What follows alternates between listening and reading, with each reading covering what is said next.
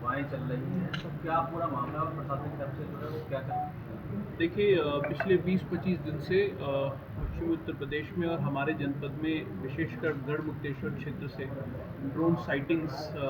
की अफवाहें और कुछ ड्रोन साइटिंग्स रिपोर्ट की गई हैं। इसकी वजह से जो हमारे गंगा के तटवर्ती क्षेत्र हैं वहाँ पर ग्रामवासियों में कभी-कभी भय का माहौल व्याप्त हो जाता है। प्रत्येक साइटिंग या फिर प्रत्येक सूचना पर तत्काल जो पुलिस प्रशासन है उसके द्वारा रिएक्ट किया जाता है, मौके पर पहुंचते हैं और अधिकांश प्रकरणों में ये मिथ्या साबित होती है। पुलिस द्वारा कार्रवाई करते हुए कुछ अवांछनीय तत्वों को पकड़ा भी गया है, जिनके द्वारा बच्चों के खिलौने या फिर कबूतर के पैर में एलईडी बांधकर उसको उड़ाकर भय व्याप्त करने की एक कुछ प्रयास की जानकारी सामने आई है। कॉन्फिडेंस बिल्डिंग मेजर के लिए हमने ग्राम स्तर पर जो अपनी ग्राम सुरक्षा टोलियां हैं उनको सजग कर दिया है। थाने और चौकी स्तर पे चौकीदारों के साथ बैठक की गई है और हम और कप्तान साहब भी बहुत जल्द जनपद के समस्त चौकीदारों के साथ बैठक करके उन्हें इस चीज़ के प्रति सेंसिटाइज करेंगे ताकि गांव में कॉन्फिडेंस बिल्डिंग की कार्रवाई की जा सके। और ज़्यादा प्रोएक्टिव अप्रोच रखते हुए आज हमने धारा 163 के अंतर्गत ड्रोन उड़ाने को लेकर निषेधाज्ञा जारी की है। इसके अंतर्गत जनपद में किसी भी प्रकार के ड्रोन संचालन से पूर्व सक्षम स्तर से अनुमति लेना अनिवार्य कर दिया गया है और सोशल मीडिया, व्हाट्सएप ग्रुप आदि के माध्यम से ड्रोन के संबंध में अफवाह फैलाने वालों के विरुद्ध भी निषेधाज्ञा जारी की गई है। ऐसी स्थिति में अगर किसी के द्वारा ड्रोन साइटिंग, ड्रोन रिपोर्टिंग के विषय में कोई मिथ्यापूर्वक खबर चलाकर भय का वातावरण सृजित करने का प्रयास किया जाता है, तो न केवल उनके विरुद्ध बल्कि उस व्हाट्सएप ग्रुप या फिर सोशल मीडिया पेज के एडमिन के विरुद्ध भी सख्त से सख्त कार्रवाई अमल में लाई जाएगी। इसके अलावा ड्रोन नियमावली के अंतर्गत भी जनपद को रेड जोन घोषित कर दिया गया है। तो सभी ड्रोन धारकों से ये भी अपील है कि जिनके पास भी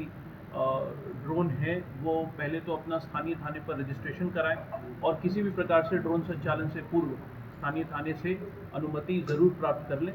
हमें पूरा विश्वास है कि इन सब कार्रवाइयों के बाद ड्रोन साइटिंग्स और ड्रोन रिपोर्टिंग्स जो कि पिछले हफ्ते 10 दिन में जिनकी संख्या में गिरावट दर्ज हुई है वो पूर्णतया समाप्त हो सकेगी। सर, धार्मिक आयोजन और जितने भी हैं उनमें ड्रोन की जो है वो इस्तेमाल करते हैं स्टूडियो वाले, तो सबसे ज़्यादा उनको होगी, तो उनको किसी को भी आपने दिशा निर्देश किसी प्रकार का दिया गया?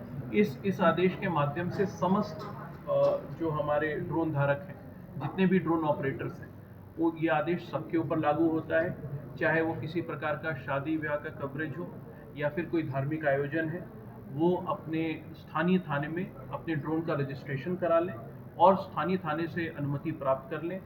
हम किसी भी प्रकार के धार्मिक या फिर व्यक्तिगत आयोजन में ड्रोन के कवरेज के ऊपर कोई बाधा उत्पन्न नहीं करना चाहते हैं, लेकिन हमारा उद्देश्य बस ये है कि यदि आपने हमें सूचित कर दिया है तो फिर उस ड्रोन साइटिंग की वजह से कोई अफवाह की स्थिति उत्पन्न ना हो। पूर्व सूचना देकर, पूर्व अनुमति लेकर ड्रोन संचालन को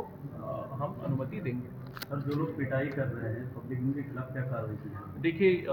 जो आज हम यहाँ पे प्रेस वार्ता कर रहे हैं उसका मुख्य उद्देश्य यही है कि अफवाहबाजों और असामाजिक तत्वों द्वारा अफवाह का माहौल फैलाकर किसी निर्दोष व्यक्ति या फिर किसी भी आम जन को के विरुद्ध मॉब आधारित कोई कार्रवाई ना हो। इस मामले में शासन स्तर से स्पष्ट निर्देश हैं और पुलिस प्रशासन का भी मंतव्य इस बारे में स्पष्ट है कि यदि अफवाह का बाजार गर्म करके किसी निर्दोष व्यक्ति को हानि पहुंचाने का कोई भी प्रयास किया गया तो हम उनके विरुद्ध कठोरतम कार्रवाई करेंगे और कड़ी से कड़ी धाराएं लगाकर ये सुनिश्चित करेंगे कि भय के वातावरण का लाभ उठाकर किसी निर्दोष का किसी प्रकार से उत्पीड़न ना किया जाए। पूर्व में भी जहाँ पे इस प्रकार की घटनाएं अगर सूचना में आई हैं तो पुलिस के विरुद्ध, ऐसे अवांछनीय तत्वों के विरुद्ध कड़ी कार्रवाई अमल में लाई जा रही है।